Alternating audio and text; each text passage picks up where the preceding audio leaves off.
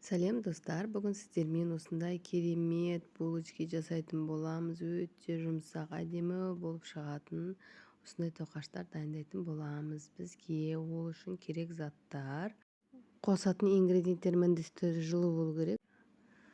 Бізге ол үшін керек заттар: сүт керек болады, жылы су керек болады, қант керек болады және ерітілген сары май, 2 дана жұмыртқа керек.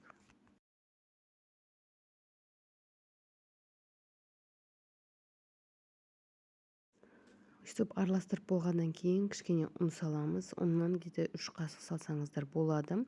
Одан кейін дрожжымызды салып апара қойып, жылы бетін жауып қоямыз. 5 минутқа апара қоямыз.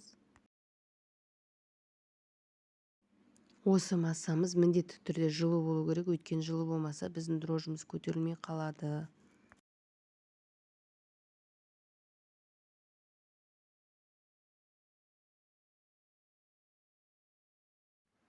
Енді бетін жауып 10-15 минутқа қоямыз, апарамыз көтерілгенше. Міне өздеріңіз көріп тұрғандай, бетінде кәдімгідей көпіршік пайда болады. Көтерілді, апарамыз деген сөз. Енді ақырындап ұнымызды салып, 1 қасық тұзымызды салып араластырамыз.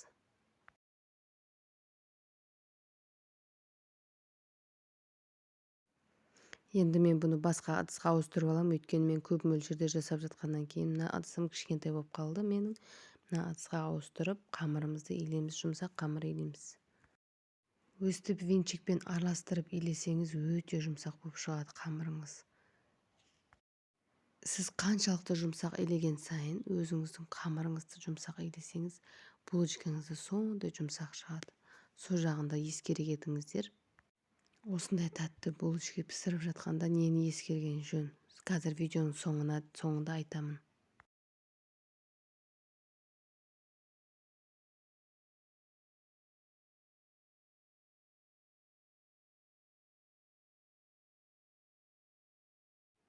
Міне көріп тұрғандарыңыздай менде жұмсақ қамыр шықты.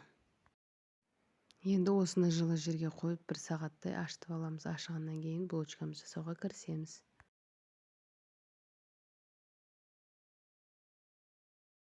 Енді ішіне салып алатын магымыз бен қантымызды дайындаймыз. Магты өстіп салып алғаннан кейін қайнаған суды үстіне құйып, кішкене бұқтырып аласыздар 10-15 минутқа. Мен қамырымды 65 граммнан бөліп алдым. Сіздер қалауларыңызша 100 граммнан, 85 граммнан, 90 граммнан өлшеп алсаңыздар болады.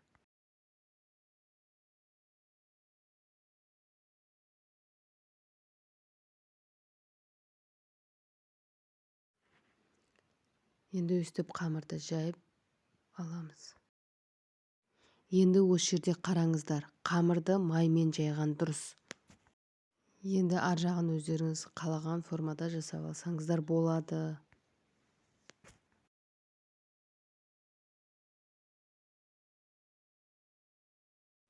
Сіздерге ең оңай форманы көрсетейін. Мен осылай жасаймын ылғида. Менің видеом сіздерге ұнаған болса, лайк басып пікір қалдырыңыздар.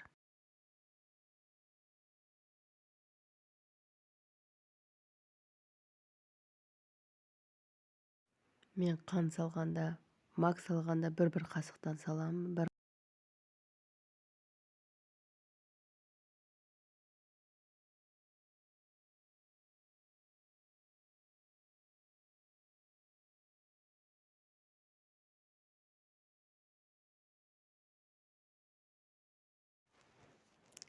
Енді сіздерге жаңа айтайын деген маңызды нәрсем, міндетті түрде расстойкаға қойыңыздар. Міне расстойкаға мен қойдым. 15 минут расстойкаға қойғаннан кейін осындай әдемі болып көтеріледі булочкалар. Содан кейін өстіп жұмыртқасын жағып, 15 минут 20 минутқа 180 градус қызып тұрған пешке салып аласыздар. Сол кезде булочкаларыңыз өте жұмсақ, әдемі болып шығады, көтеріліп.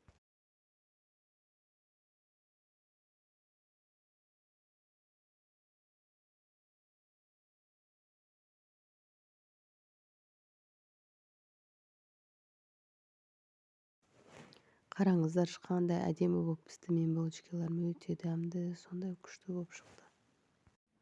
Міндетті түрде жасап көріңіздер, керемет шығады.